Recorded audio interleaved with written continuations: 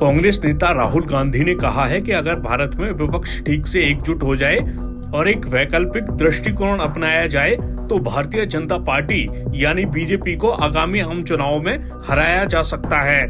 राहुल ने अमेरिका में ये बात कही है। राहुल ने दावा किया कि बीजेपी की कमजोरियां उन्हें साफ नजर आती हैं।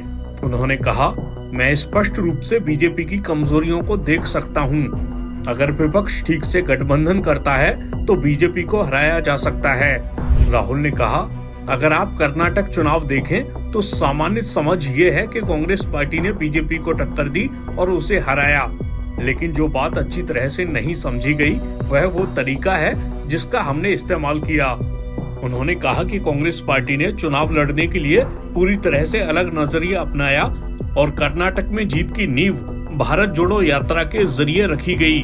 न्यूज एजेंसी पीटीआई के मुताबिक राहुल ने कहा, जहां तक विपक्षी एकता की बात है, हम इस दिशा में काम कर रहे हैं और ये सही दिशा में आगे बढ़ रहा है, लेकिन मुझे लगता है कि बीजेपी को हराने के लिए विपक्षी एकता से कहीं ज्यादा की जरूरत है। मेरी राय में सिर्फ विपक्ष की एकता काम करने के लिए काफी नहीं होगी।